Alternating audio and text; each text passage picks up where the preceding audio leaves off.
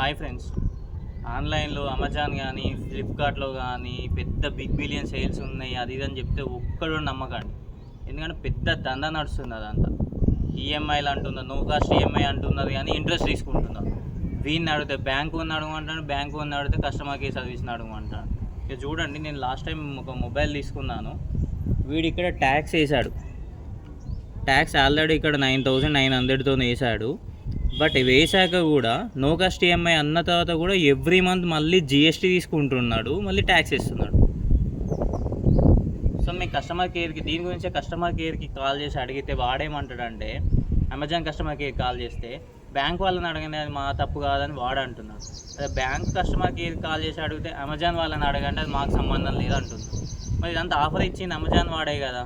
So Amazon customer care call చేసి నేను మాట్లాడాను. సో వాళ్ళ రెస్పాన్స్ ఎలా ఉంది ఏంటి అనేది ఒకసారి వినండి. ఆ రికార్డింగ్ నేను ప్లే చేస్తున్నాను, చూడండి ఒకసారి. 1000 పడుతుంది. ఇప్పుడు ఇంకొకటి ఏంటంటే, మేము OnePlus ఫోన్ కూడా తీసుకున్నాం ఇంకొక దాంట్లో నుంచి. ఇప్పుడు మీరు ఐసిఐసిఐ కాల్ చేసి అడగండి, వాళ్ళే చెప్తారు అంటున్నారు. ఇప్పుడు ఇంకొకటి OnePlus వచ్చేసి మేము ఎస్బీఐ నుంచి తీసుకున్నాం. ఎస్బీఐ వాళ్ళు కూడా ఆఫర్ అని చెప్పారు. తీరా దాన్ని ఈఎంఐ కన్వర్ట్ చేసిన తర్వాత వాళ్ళు కూడా ఎక్స్ట్రా అమౌంట్ వేశారు. అంటే మేము ఐసిఐసిలకి ఎస్బీఐలకి కాల్స్ చేసుకుంటూ వాళ్ళని అడుక్కుంటూ వాళ్ళ బ్యాంకుల చుట్టూ తిరగమంటారా? మరి ఎందుకని మీరు ఐసిఐసిఐ, హెచ్డిఎఫ్సి, ఎస్బీఐ అని చెప్పి అన్ని ప్లాట్ఫామ్స్ ఒకటే దగ్గర తీసుకొచ్చి ఇప్పుడు వాళ్ళని అడగండి వీళ్ళని అడగండి అంటే ఎన్ని ఫోన్ల గురించి అని అడుగుతామండి మేము? సేమ్ టైం అదే జనవరి ఎండింగ్లో మీరు ఆఫర్స్ ఎప్పుడైతే పెట్టారో అప్పుడు OnePlus కూడా తీసుకున్నాం. మరి దానికి ఎస్బీఐకి ఎందుకు పడింది అంటారు? ఇప్పుడు ఎస్బీఐకి ఏం చేయమంటారు ఒకసారి అడుగుతారా?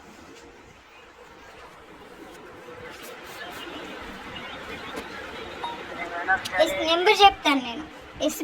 ఇది మన OnePlus దేంట్లో నుంచి ఆర్డర్ చేసామని నెంబర్ చెప్తాను, దానికి ఎందుకు పడుతుందని చెప్తారు ఒకసారి? అంటే దేనికి దానికి పర్ఫెక్ట్ బ్యాంక్ వాళ్ళే చెత్తగా వాళ్ళు ఛార్జ్లో తీసుకుంటారు. వాళ్ళకే మీరు పేమెంట్ కూడా జరుగుతుంది కదా మేడం. అంటే ఇప్పుడు మీరు అమెజాన్ వాళ్ళు అనేవాళ్ళు ఐసిఐసిఐతో, ఎస్బీఐతో ఇలా బ్యాంక్స్తో టైఅప్ అవ్వడం వల్ల మీకు ఎలాంటి లాభం ఉండదు. జస్ట్ కస్టమర్ పర్పస్లో వాళ్ళకి ఏ కార్డు ఉందో చూసుకొని మీరు పెట్టిస్తారు, అంతేనా?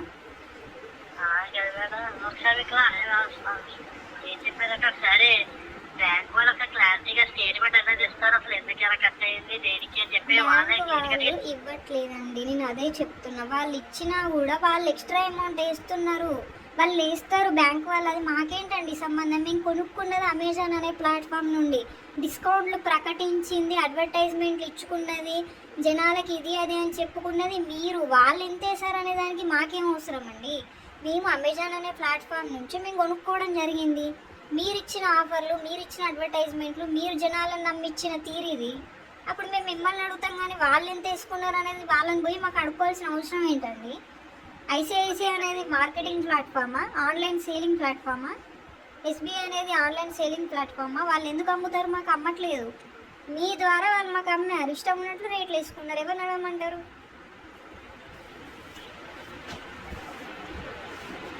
మాకు 4000 ఎక్కువ పడుతుందండి. చాలా అంటే చాలా మోసం చేసినట్టు ఒక లెక్క. ఇది మీకు కూడా అర్థమవుతుంది, బట్ దీనికి మీరు ఆన్సర్ ఇవ్వలేకపోతున్నారు.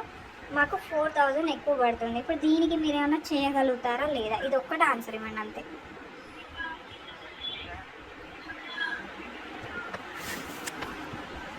చెప్పండి. నా వరకు అయితే ఏదో చెప్తాను మేడం. అంటే ఇది ఇంట్రెస్ట్ అంటే బ్యాంక్ వాళ్ళు అయితే నా వరకు అయితే చెప్తాను. బ్యాంక్ వాళ్ళు అలా అంటే ఏమంటే 43,546కి దానికి ఇంట్రెస్ట్ అయితే పడింది మేడం.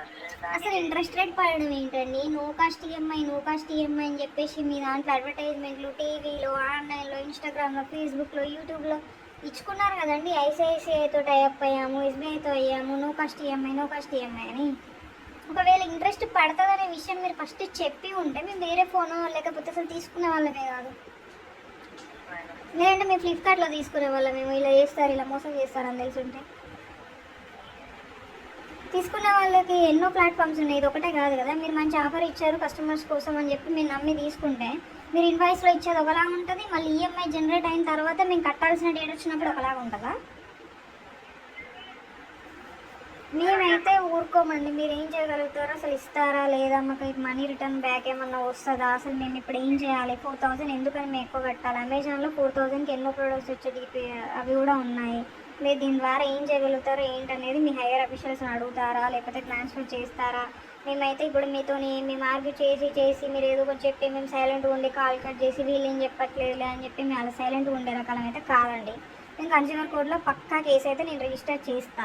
ఇట్లా మోసం చేయడం అనేది ఎంతవరకు కరెక్ట్? ఇన్వాయిస్ ఇచ్చేది ఒకలా ఉంటుంది, ఇంట్రెస్ట్ ఒకలా ఉంటుంది, బ్యాంక్ వాళ్ళని అడుగు అంటే ఏంటండి అది? అట్లాంటప్పుడు మీరు ఎందుకు వాళ్ళని టైఅప్ చేసుకొని పెట్టుకొని జనాల్ని మోసం చేస్తారు? ఇంత డిస్కౌంట్ అంత డిస్కౌంట్ అని చెప్పి బ్యాంక్ వాళ్ళని అడుక్కునేదానికి అలా ఎందుకంటే మేము వెళ్ళి అడుక్కుంటాం. బ్యాంక్ వాళ్ళు ఇంకా అసలు రెస్పాండ్ ఉండదు వాళ్ళ సైడ్ నుంచి.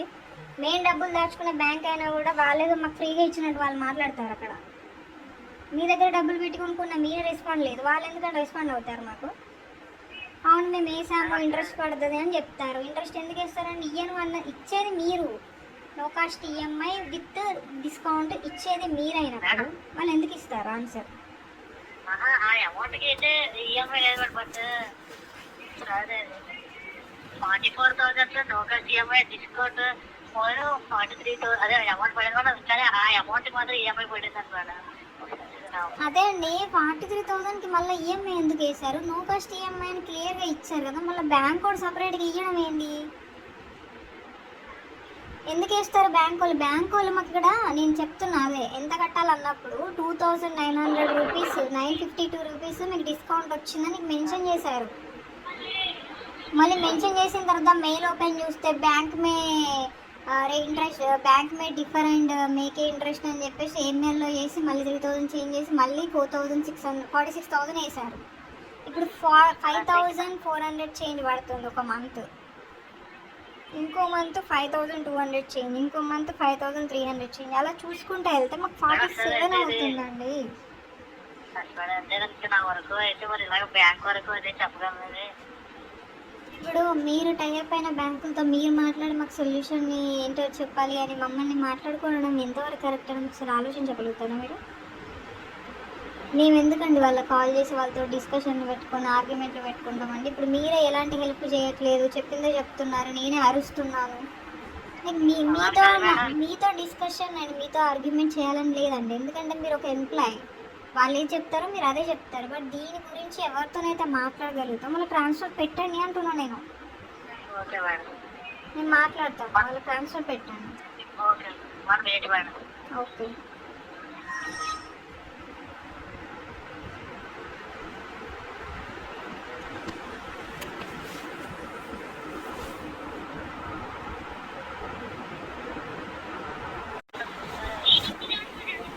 నేను లాస్ట్ టైం కాల్ చేసి విసుగొచ్చింది. అది ఒక 1 మంత్ వరకు అసలు నేను కాల్ కూడా చేయలేదు. లాస్ట్ టైం కాల్ చేస్తే కూడా ఇలాగే అవైలబుల్ లేదండి, డీటెయిల్స్ రావట్లేదు, మాట్లాడే వాళ్ళు లేదని.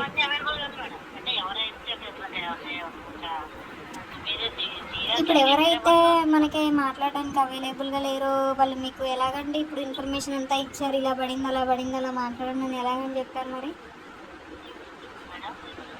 ఇప్పుడు ఎవరైతే మీకు ఇన్ఫర్మేషన్ ఇచ్చారో వాళ్ళు అవైలబుల్ ఉంటేనే కదండి మీకు ఇప్పుడు ఇంత పడుతుంది అంత పడుతుంది వీళ్ళతో వాళ్ళతో మాట్లాడని చెప్పారు.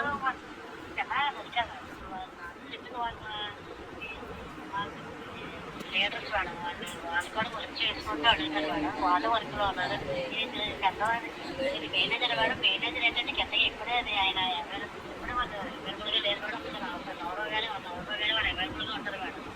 ఓకే అండి, నేను ఒక 1 అవర్ తర్వాత కాల్ చేస్తాను. అండ్ మీ హయ్యర్ అఫీషియల్కి మీరు ఒక విషయం చెప్పండి. ఏంటి అని అంటే కనుక మీరు ఫస్ట్ మాకు ఇచ్చిన విషయం వేరు, మీరు యాడ్స్ ఇచ్చి పబ్లిసిటీ చేసి జనాలు కొన్న తర్వాత మేము ఈఎంఐకి కన్వర్ట్ చేసుకోకముందు మీరు ఇచ్చిన ఇన్వాయిస్ వేరు.